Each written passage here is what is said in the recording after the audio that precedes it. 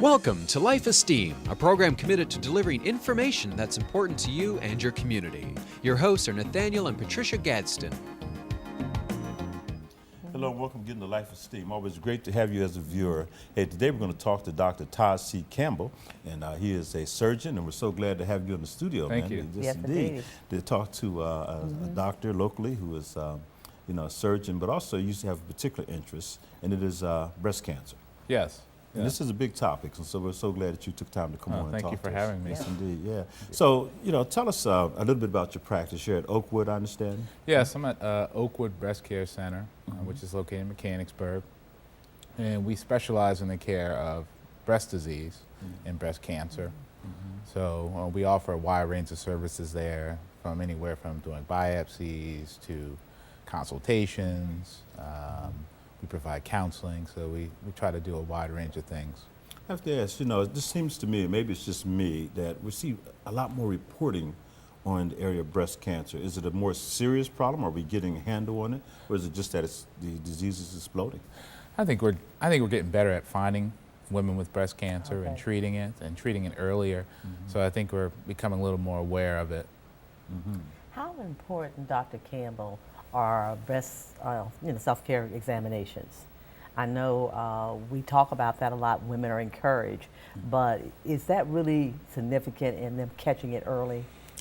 I think it does play some role. Okay. Maybe not as strong as a role as we thought based on recent research, but I encourage my patients to do self-breast exams because I think it's important, along with getting yearly mammograms in terms of breast health. I know that my wife and I were talking to about a person who's just simply said she doesn't get the breast exam. She just, she doesn't go. Mammograms. The mammograms or Right. any of that stuff. She's I just don't go. Yeah. But how critical is that, the mammogram test? I mean, that is the most important thing that I stress is yearly mammograms are so important. We know that it can save lives. We know that if women get yearly mammograms, if something is found, we catch it early, and that's the point of prevention. So I think if there's one thing you can do is getting a mammogram yearly. And I think there's a lot of fear with some women with getting mammograms, but I think it's just such an important thing to have that yearly mammogram. I'm not a woman, so I got to ask this question. You said there's a lot of fear. Fear of, just not finding out that they have cancer, or what's the fear? I think that's some of it. I think some of it is the procedure itself, the anxiety of going through it, and some women would just not rather know. They feel healthy, they feel fine, but as you know, that breast cancer usually doesn't have any significant symptoms, so you may not know something's going on, even if you feel well, unless you get that mammogram. I think having mammograms since I was about 40 years old. And it just I asked my sister, it took her a long while to consider doing mammograms. And I said, she was in her late 50s. And I was like, you have to do this. I mean, this is truly important. And then a few years later, when I myself was diagnosed with breast cancer, and the mammogram was how that was noted. And as you said, I felt healthy. Nothing was amiss to me. My breasts were looking as well. I didn't notice anything in the self-breast exam. So that truly was important to have had that done. Absolutely, absolutely. And that's how we find most of the cancers is through mammography these days. So I think I think what you said is exactly true. And the women we see that don't have mammograms, unfortunately, sometimes come in with situations that are a lot worse than they could have been if we would have caught it earlier. The question has to be asked, what causes breast cancer? Is there a particular cause or causes? Or We don't know for sure. We think it's probably multifactorial. We know a lot has to do with genetics, probably something has to do with lifestyle, but we don't know for sure. We know that most women with breast cancer don't have any defined risk factors, but there's been a lot of research out there to define the one thing that causes breast cancer, but we haven't found it so far. wow.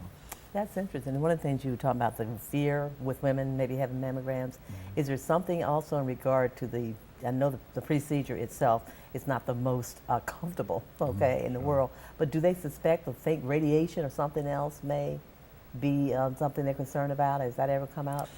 Yeah, the dose of radiation a woman would get for a mammogram is actually pretty small. So that risk of getting cancer from a mammogram is really pretty negligible. So I think the benefit of getting it outweighs the risk. Okay. So what are the procedures? Let's say a woman finds out that she has at least a lump. So let's just start from the lump and then go through everything. If it's benign, what happens? If it's a cancer, what happens? So typically, if they were to be seen at our center, if a woman came with a lump, we would evaluate it. Typically, that means a consultation with one of our surgeons at the center, physical exam, and then we would do some type of imaging. Usually mammography is where we start. Now, depending on what that imaging shows in a physical exam, we do a biopsy typically. So we can do the biopsies there at the center, and these days we do what's called needle biopsies, which allows us to do the biopsies pretty quickly in the office. We can get an answer in a couple days, and the patients don't have to go to the hospital for surgery. So once we have the biopsy results, and if it's not cancerous lump, then we can decide what we need to do, take it out or not. If it's a cancerous lump, then we can talk about how to treat that lump and remove it. So as a surgeon, we talk about the surgical therapy, which would be removal of the lump in a variety of ways. And then we also would talk about some of the other therapies that go along with treating a breast cancer. Yeah. It's interesting you said that in regard to the other therapies that go along with it.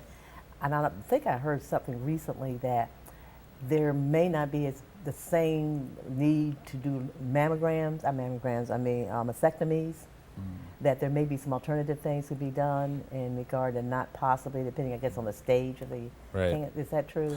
Right. I mean, what we offer is something called breast conservation therapy, Yeah. which has been around for a while. It's nothing new, but I think we're able to offer it to more women. So we can, in most cases, we can offer them some type of breast conservation, which would remove the tumor but save the breast. Right. So I think we're getting better at doing that, and there's a number of ways to kind of accomplish that.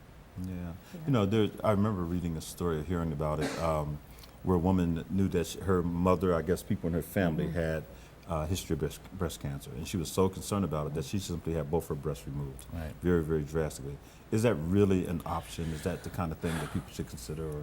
I think that's an individual conversation you should have with your physician, because I think there's a lot that goes into that. Like you pointed out, family history is a strong determinant of breast cancer risk. There's also actually a genetic mutation, a genetic syndrome that can predispose patients to breast cancer. So that's actually now a test you can test for, and you could figure out if you have this gene in your family. And if you have this gene, then that puts you at higher risk for breast cancer, and there's some things you can do to sort of mitigate that risk. But in general, I think that's when you're talking about surgery to reduce risk for breast cancer, I think you have to really individualize it to the patient. Yeah. How big of a role does the diet play in prevention?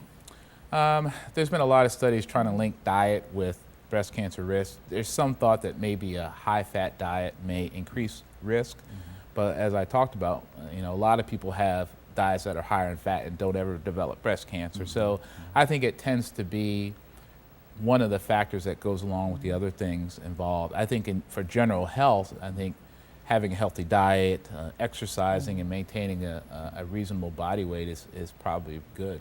Okay. And the size of the breast doesn't matter?